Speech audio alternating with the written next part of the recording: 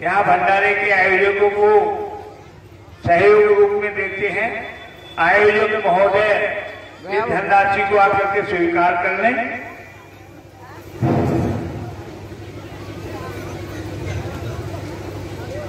प्रिय भक्तों, शिष्यों, श्रद्धालुओं, जिज्ञासुओं और दूर दूर क्षेत्रों से आए भक्तगणों, आज बहुत सौभाग्य का दिन है। कई वर्षों के बाद महापुर की संगत द्वारा इतना सुंदर कार्यक्रम का आयोजन कराया जा रहा है और कुछ लोग सोच रहे थे कि कहीं कोई प्राकृतिक विघ्न तो नहीं आएगा, लेकिन इनके मन में बहुत ही दृढ़ संकल्प था कि जो भी होगा वो सही होगा। तो जब हमारी ऐसी दृढ़ भावना होती है किसी कार्य को करने के लिए, जब ऐसी लगन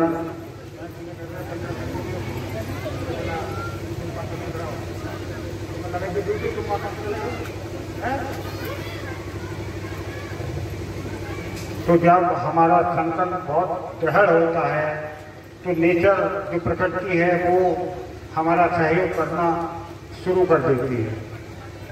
और अभी अभी जब हम प्रार्थना कर रहे थे, कोई भी धर्म ऐसा नहीं है जिसमें इस तरह की प्रार्थना होती है।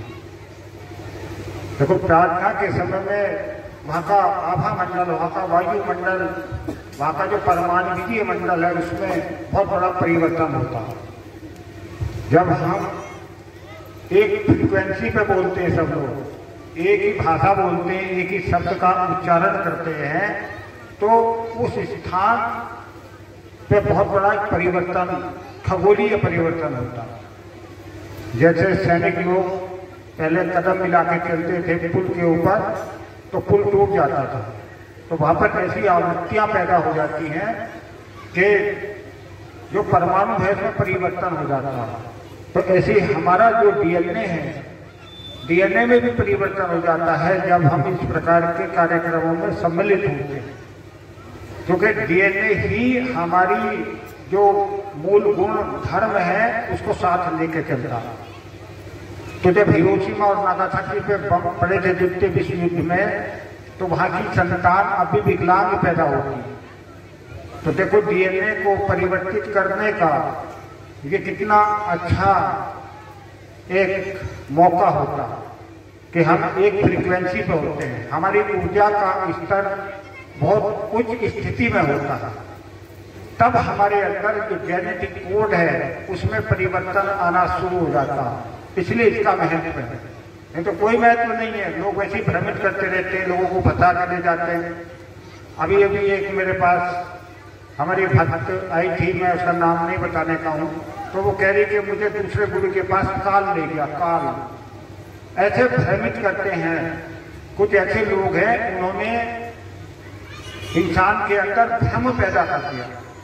नाम ब्रह्म का है, लेकिन भ्रम है, भ्रम, पूरा भ्रम। हमारे जितने भी परंपराएं हैं, जो व्यवस्थाएं हैं, उनको छिन्न भिन्न करने का काम कर रहे हैं।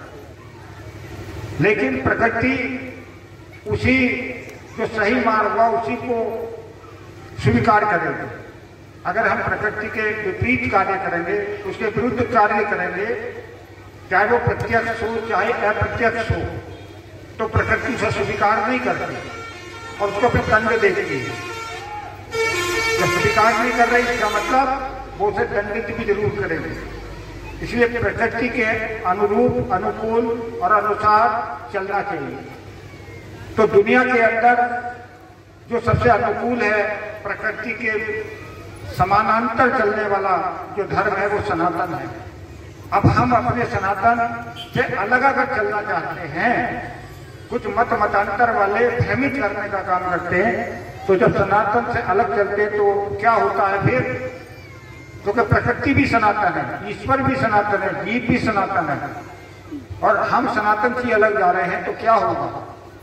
प्रकृति हमें दंडित करेगी। इसलिए इंसान को धर्म परायण होना चाहिए, धर्म से अलग नहीं होना चाहिए।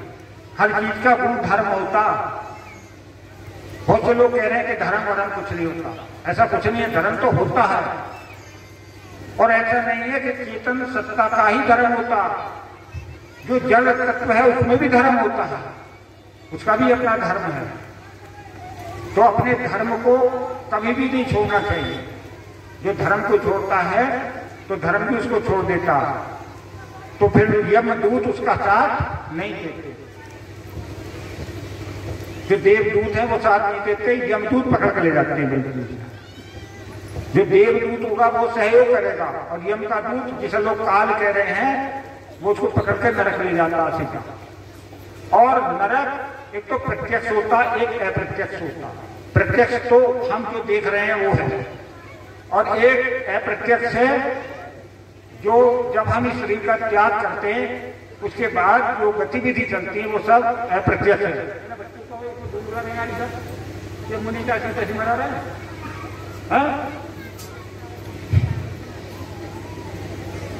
तो एक तो प्रत्यक्ष है और एक है अप्रत्यक्ष। ये बुनियों का क्या काम होता, यहाँ देखभाल करने का होता। जो सेवक होते हैं, सेवादार का क्या काम होता, सेवादार का ये काम होता कि किसी को किसी भी प्रकार का कष्ट नहीं होना चाहिए। किसी को भूख लग रही है तो खाना खिलाना चाहिए, जिसे प्यास लग रही है उसको पानी पिलाना चाहिए, किसी के ऊपर कोई धूल फेंक रहा है तो उससे उसकी सुरक्षा करनी चाहिए, नहीं करनी चाहिए। तो हमारे सेवादारों को कोई पता ही नहीं देता क्या करना क्या नहीं करना है। अपने आप पंखे में बैठे हैं बेचारे, धूप में बैठे हैं सेवक हमारे, इसलिए मैंने पंखा बंद करवाया पीछे का। तो प्रकृति हमारे साथ ऐसा ही काम करना शुरू कर देती है। अब तुम्हारी ड्यूटी पूरी होगी, ठीक है, इनकी सेवा करेंगे। तो प्रकृति के पास हर चीज बिल्कुल एक्यूरेट होती है। जैसे धरती अगर सूरज के चारों तरफ चक्कर काट रही है अपनी कक्षा में, तो वो जरा भी इधर से उधर नहीं डगमगा सकती, अपनी ऊंची पे घूमेगी, सर्किल में घूमेगी, अपने कक्ष में घूमेगी। तो जितने पिंड हैं ब्रह्मांड के अंदर वो जो नियम पद हैं सब एक नियम में बंधे हुए हैं। और अगर नियम का उल्लंघन करेंगे, अगर नियम को तोड़ेंगे तो क्या होगा। यातायात के नियमों का कोई पालन नहीं करता तो क्या होता, एक्सीडेंट होता। फिर अगर हड्डी टूटती तो क्या महीने तक 4 पहिए पकड़ते हैं, 6 महीने साल भर, और विकलांग भी हो जाते हैं बहुत से। तो नियमों का पालन करना बहुत जरूरी है। कुछ लोग अपने नियम पर बिल्कुल पक्के होते हैं। जो नियमबद्ध होता है, धर्म परायण होता है, उसी को मोक्ष की प्राप्ति होती है। वो ये समझता हो कि गंगा गए गंगादास और जमुना गए जमुनादास, कि वहां जाओगे चादर चढ़ा दोगे तो तुम्हारा कल्याण होगा, वहां जाओगे प्रसाद चढ़ा दोगे तुम्हारा कल्याण होगा। जो जहां बता देगा वहीं चल देंगे। कभी यहाँ छोड़ के क्यों गए थे, कभी वो बहका के ले गया था एक आदमी। बताओ, बहका के ले गए, तुम छोटे छोटे बच्चे हो, तुम्हें बहका के ले जाएगा। बहका के नहीं ले जाते, बल्कि अपनी इच्छा से जा रहे हैं, सोच रहे वहां से भी कुछ मिल जाए तो अच्छा है। लोभ के चक्कर में जाते हैं। और लोभ भी गुरु लालची चेला नरक कुंड में खेलम खेला, दोनों नरक जाते हैं। तो लोभ के चक्कर में जाते हैं। जबकि कुछ मतों के लोग ऐसे हैं, वो अपना मत पे दृढ़ रहते, भले ही वो गलत है, गलत होने के बाद भी वो अपनी बात पे अडिग रहते हैं। और हमारे वाले जो सर्वोत्तम धर्म है दुनिया का, वे इधर से उधर भागते रहते। तो फिर क्या मिलेगा, तो दुविधा में माया मिले न राम, ऐसा हो जाता काम। तो दुविधा में मत रहो। अब आदमी सोचता सुविधा मिलेगी, सुविधा के बदले क्या मिलती है उसको, दुविधा। सोचे अब वहां सुविधा मिलेगी, वहां सुविधा मिलेगी, वहां ये कर्म कांड कर लोगे, वहां जाके ये कर दोगे, वो कर दोगे, तो सुविधा के चक्कर में उसको दुविधा ही मिलती है। ऐसे मेरे पास बहुत सारे केस आते हैं कि जी वहां हमने इतने रुपए खर्च कर दिए और वहां उसने इतने दिन का बता दिया था कि ये कर लो तुम, 40 दिन का नियम लो, मगर 40 दिन के नियम तक जिंदगी पार होगी। नियम तो पूरी जिंदगी का लिया जाता, या 1-2 महीना का 1 दिन का लिया जाता। जब हमने वचन लिया है, प्रण लिया है, तो प्रण पे तो मजबूत रहना चाहिए। प्रण ही तो प्राण है ना, प्रण और प्राण एक ही बात है।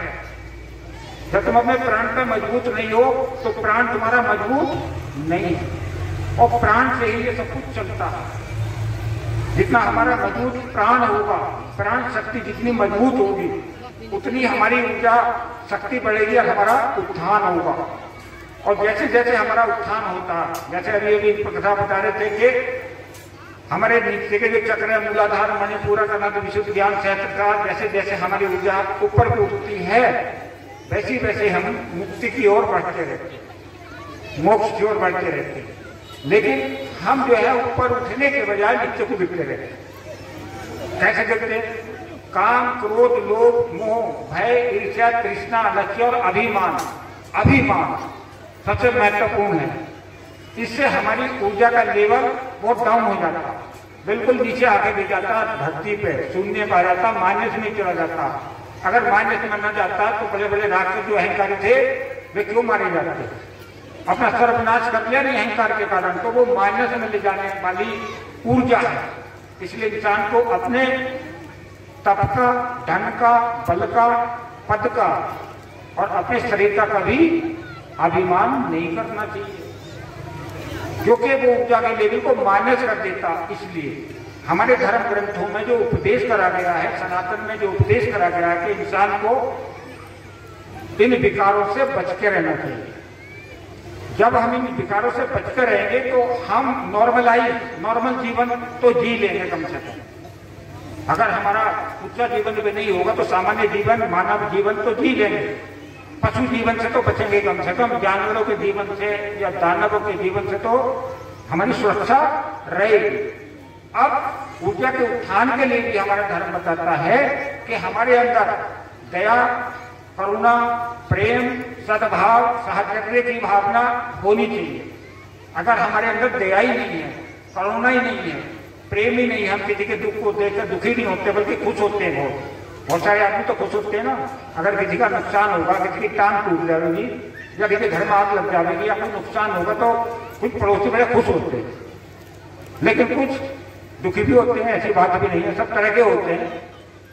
तो जिसके अंदर दया होगी, दूसरे के दुख को देख के वो भी प्रेरित होगा, दुखित होगा, तो समझो उसका ऊर्जा का लेवल बढ़ेगा हमेशा।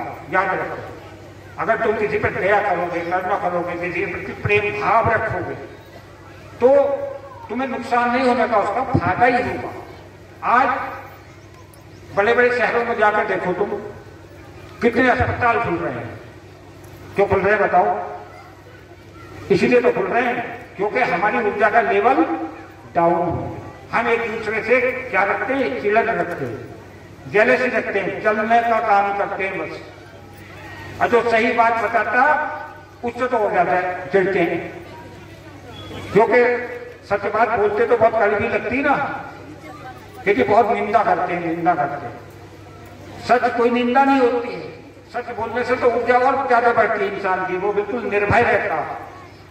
सत्य का मतलब है परमात्मा, वो निर्भय हो जाता, और जितने तुम निर्भय हो उतनी ऊर्जा का लेवल बढ़ेगा। तुमने देखा हो कोई जरा सा रहता ना, कोई जीव हो, जंतु हो, इंसान हो, तो इसका मतलब दूर से पता लग जाता है कि इसका ऊर्जा का लेवल डाउन हो गया, ये जल्दी डिप्रेशन में जाने वाला है।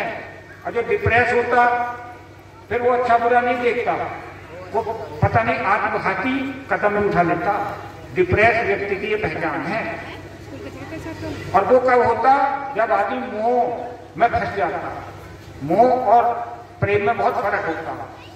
मोह क्षणिक होता, प्रेम परमात्मा के साथ होता है, उस अखंड सत्ता के साथ जो जुड़ाव है, जो लगाव है, वो प्रेम होता है। ये प्रेम नहीं होता, संसारिक प्रेम नहीं, ये मोह होता है। और मोह के कारण ही और ऊर्जा के लेवल डाउन होने के कारण दुनिया में इतने अस्पताल बन रहे हैं। हर आदमी बीमार, हर आदमी बीमार। अरे कोई चीज अगर नेगेटिव तुम्हारे अंदर आ गई है तो उसे पॉजिटिव एनर्जी के द्वारा दूर भी तो कर सकते, लेकिन ना तुरंत उसके लिए दवाई ला कर दो, उसे गोली खिला दो, उसे वही दबा दो। उसे निकालता नहीं है इंसान, उसे दबाने की कोशिश करता है। हमारा जो मार्ग है, जो भक्ति का मार्ग है, ये दबाता नहीं है किसी चीज को, ये तो उभार के बाहर निकालता। और जब कोई चीज बाहर निकलेगी तभी तो वो शुद्ध होगी। तुम घी को ताते होंगे, घी ताया कभी, तो उसके अंदर की जो विकृति है, जो विकार है, जो छाछ है, जो मट्ठा है, उसे जलाकर बाहर निकाल देते हैं, फिर वो शुद्ध हो जाता। उसे कितने दिनों तक रख लो, खराब नहीं होता। और उसके अंदर अगर वो विकार रह गया, वो विकृति रह गई, तो वो सड़ सकता, सड़ जाएगा नहीं। तो ऐसे ही जैसे हम मक्खन को गर्म करने के बाद उसकी विकृति निकाल के उसको शुद्ध कर लेते हैं, उसी प्रकार से तप के द्वारा भी हम अपनी आत्मा को शुद्ध कर लेते हैं। तप क्या है? सत्य है। ये तप नहीं है कि आग में तप रहे हैं। बहुत से जब आषाढ़ की गर्मी आती है भयंकर, को साधु महात्मा तुमने देखे होंगे अपने चारों तरफ उपले लगा लेते हैं कि तप कर रहे हैं, धूप में बैठे, सिर पे को रख रखा, तसला रख ले या पानी का कुछ रख लेते हैं कि तपस्या कर रहे हैं। वो कौन सी तपस्या? जबरदस्ती जल रहे हो तुम, भट्टी में झोंक दो पूरी तपस्या हो जाएगी। वो तप नहीं है। तप है अपने इंद्रियों को कंट्रोल करना। तन जाते मन बस करे, साधे सकल शरीर, दसो इंद्री बस में करे, ताको नाम फकीर। जो अपनी इंद्रियों को कंट्रोल करता है सबसे बड़ा तप तो वो है जो सत्य के पथ पे चलता है। जब सत्य के पथ पे चलोगे तो कष्ट तो उठाना पड़ेगा, वो तप है। वाणी का तप है, सुनने का तप है। तप तो बहुत प्रकार के हैं, लेकिन लोग दिखावे का तप करते हैं। हम यज्ञ कर रहे हैं, बहुत तपस्वी है भाई, बहुत तप कर रहा है, यज्ञ बहुत कर रहा है, रोजाना सुबह शाम यज्ञ कर रहा है, यज्ञ कर रहे हैं। यज्ञ क्या होता है? यज्ञ का ही नहीं पता। हम बाहरी आडंबरों में, दिखाने के आडंबरों में फंसे रहते हैं। अगर मान लो तुम्हें कोई तप करना है तो बस्ती के पास ही क्यों कर रहे हैं? भजन, भोजन, स्त्री गमन, तीन चीज पर्दे की होती है, पर्दे की है। तो वे तप वहां क्यों कर रहे थे बस्ती के पास? पता तुम्हें क्यों कर रहे हैं?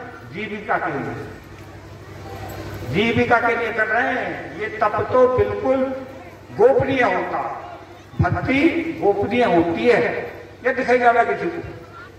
इसलिए कहते हैं कि इसको एकांत में शांति के स्थान पे करना चाहिए।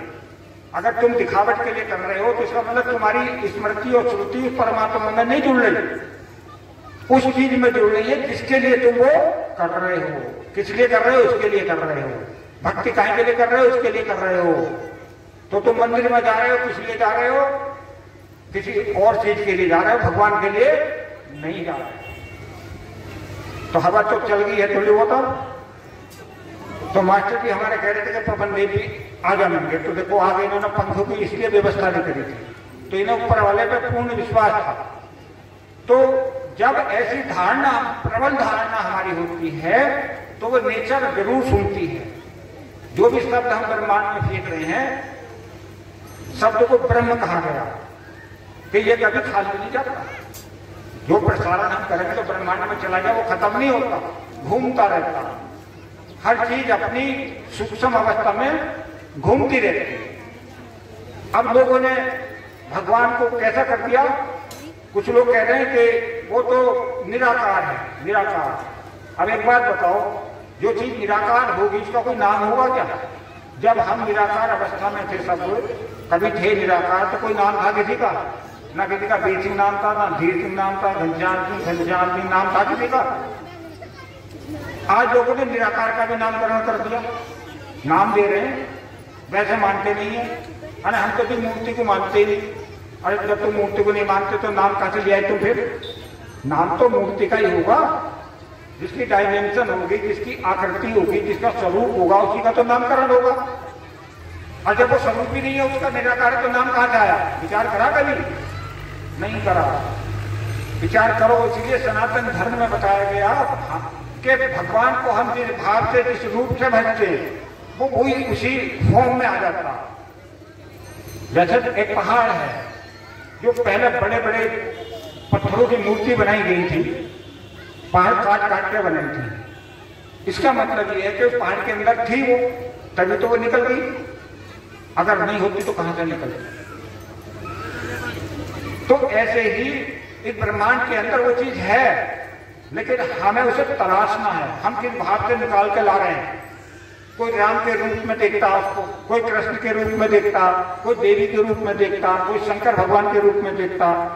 तो जैसे भाव से हम उसको भज रहे हैं वो वैसी फॉर्म में प्रकट हो जाता। इसलिए कहा कि भाव का भूखा हूं मैं, तो जैसा तुम भाव रख लोगे मैं उसी में आ जाऊंगा। जैसे नरसिंह के रूप में आ गए भगवान। क्यों आ गए थे? क्योंकि उसे मारने के लिए ये शर्त थी हिरण्यकश्यप को कि ना तो जानवर मार सकता, ना इंसान मार सकता, ना धरती पर मर सकता, ना आसमान में मर सकता। तो भक्त के भाव के अनुसार ना वो इंसान थे, ना जानवर थे, ना धरती पे मारा, ना आसमान में मारा, पैर पर रख के मारा था। तो जैसा भाव रखा वैसे ही प्रकट हो गए भगवान, नरसिंह के रूप में आ गए।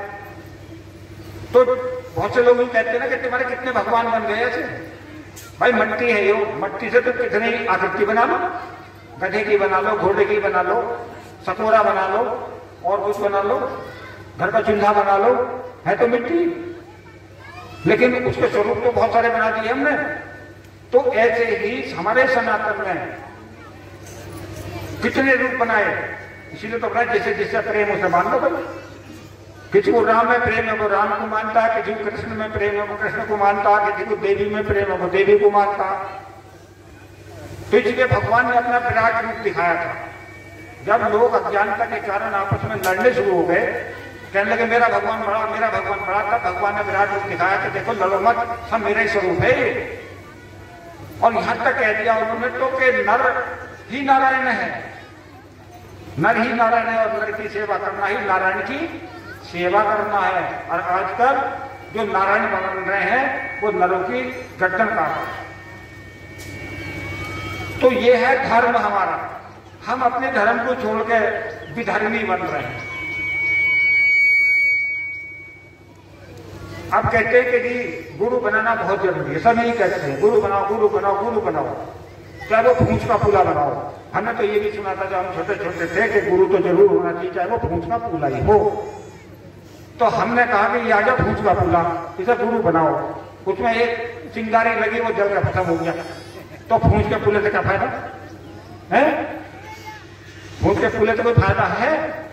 तो इसलिए फिर संतों ने बताया कि गुरु करो जान के, पानी पियो छान के, और बिना गुरु जो फेरत माला, बिना गुरु जो करता पूजा ध्यान, बिना गुरु सब बेकार है, ये कहते संत सुजान।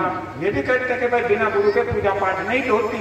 और गुरु गोविंद दाऊ खड़े काके लागू पाए, बलिहारी गुरु आपने गोविंद दियो बताए कि भगवान और गुरु खड़े हो तो गुरु को पहले मानना चाहिए, क्योंकि उसने उसका रास्ता बताया है। लेकिन हम गुरु तो सब बना लेते हैं, लेकिन गुरु के बारे में जानते ही नहीं है कुछ भी। ना गुरु जानता ना शिष्य जानते एक दूसरे को, तो गुरु शिष्य कैसे बन गए? सोचो दिमाग से। कह रहे कि गुरु की तो बस हमने बना लिए, लेकिन जान पहचान कुछ नहीं है। जान पहचान कुछ नहीं, भाई कैसे हो गए तुम गुरु शिष्य है? ना गुरु की परिभाषा जानते, ना उसके गुण धर्म जानते, और गुरु बना लिया। भाई जब उसके अंदर वो गुण ही नहीं है तो गुण के आधार पर तो वर्गीकरण करा जाता किसी चीज का। कोई अच्छा होगा या बुरा होगा तो उसके गुण धर्म के आधार पर हम कह सकते हैं कि अच्छा इंसान है, बुरा इंसान है। अब गुरु के क्या गुण क्या धर्म है इन्होंने बताए होंगे, सबकी याद हो गए? याद है? बताओ, तुम बताओ, जो सबसे आगे बैठे हैं इनसे पूछूंगा। ये सबसे ज्यादा हवा तो यही खा रहे हैं, नहीं तो रोटी पानी बंद, रोटी पानी नहीं मिलने की जो नहीं पता लगा। जब रोजाना सत्संग सुनो तो थोड़ी बहुत तो याददाश्त तो होनी चाहिए, हैं? या कापी कलम पेन लेकर करो, लिखे करो जो गुरु जी बोलते हैं कि क्या बोला था। अगर याद नहीं रहता तो कागज का कलम भी तो रख सकते नहीं, बहुत सी जगह लेकर आते हैं। मैं बताऊं तुम्हें, मैं एक जगह गया तो वहां उनके जितने चेले बैठे थे कलम लिए बैठे थे, सारे कागज लिख रहे थे हर बार। या तो दिमाग में लिखो या कागज में लिखो, कहीं ना कहीं तो लिख लो। गुरु के 5 पहचान है, उसे गुरु बनाना चाहिए, नहीं तो वो गुरुमुख नहीं है, वो निगुराई समझो उसे। बहुत से क्या आजकल वीडियो बहुत चल रही बाबाओं की, फेक वीडियो डालते रहते हैं। लोग सोचते कि बहुत बड़े ज्ञानी है, ऐसी फर्जी डाल रहे हैं वो, और उससे वो पैसा कमाते हैं। ये नहीं पता जी फर्जी डाल डाल के जितनी जाते हैं उसकी वो होती है ना, सब्सक्राइब होगा उतना जाते उसको पैसा मिलता, तो वो अपना मंत्रहंत किससे कहानी बना बना के डालते रहते हैं। कोई राधे राधे जप रहा, कोई कृष्ण कृष्ण जप रहा, कोई कुछ जप रहा, कोई कुछ जप रहा। कोई कहेगा कि जी इस मंत्र को इतनी बार रटोगे तो तुम्हारा कल्याण हो जाएगा। तुम शिवलिंग पर जाके एक लोटा जल चढ़ा दोगे सोमवार के दिन, तुम्हारा कल्याण हो जाएगा। तुम धातुरा चढ़ा दोगे तो तुम्हारे घर का क्लेश खत्म हो जाएंगे। 2 चावल के दाने चढ़ा दोगे तो बस हो गया सब बेड़ा पार। तुम्हारा तो बेड़ा पार नहीं होने का, लेकिन उसका जरूर हो जाएगा। समझ गए? जो कथा वाचक आजकल बेवकूफ बनाते रहे ना लोगों को, और 20-20 लाख में करें कथा, और हमारे तुम्हारे जाके बैठ जाए पुत बन के 3 घंटे तक। यहाँ तो तुम्हें रोटी पानी भी मिलेगी, वहां रोटी पानी भी नहीं मिलता। क्या मिल जाओ? यहाँ तो कोई व्यवस्था कर रखी है इन्होंने खाने पीने की, लेकिन वहां कथा में नहीं देती। वहां तो वैसे भूखे प्यासे बाहर आ जाओ, होटल पर खाना बनाया, हर होटल भी उनका ही लगा रहे हो।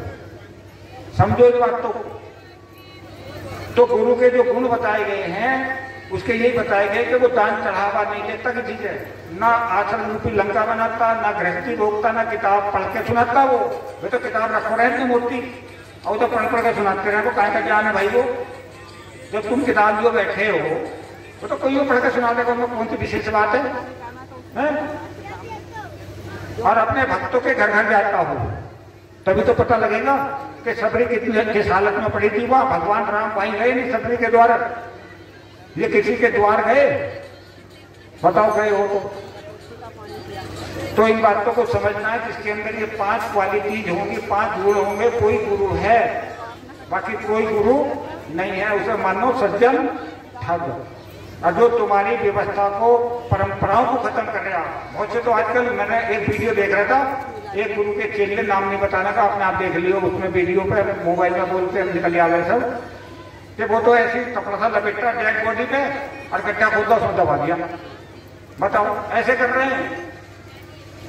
और हमारे तुम्हारे बीच में सही है वो भी, और जो महिलाओं की जो श्रृंगार प्रंगार है वो खत्म करा दें। बताओ, और हमारे तुम्हारे रिश्तेदार नातेदारी होंगे, उसमें कोई बाहर का तो है नहीं, कोई वे तो है नहीं, ईसाई या यहूदी तो है नहीं, या बौद्धी या जैनी तो है नहीं उसमें। तो जो सनातन जो सबसे मजबूत चीज है वो उसमें घुन लगनी शुरू हो गई। जैसे मजबूत रांच की लकड़ी हो ना, उसमें अगर घुन लग जाती तो वो लकड़ी भी झोतरी होकर खत्म हो जाती। तो उस पर भी पेंट करना पड़ता ताकि कीड़े मकोड़े उसे ना खावे, दिमक ना लगे। तो आजकल दिमक बहुत लग रही है सनातन में। तो सनातन की रक्षा करना, धर्म की रक्षा करना हमारा उद्देश्य है। समझ गए?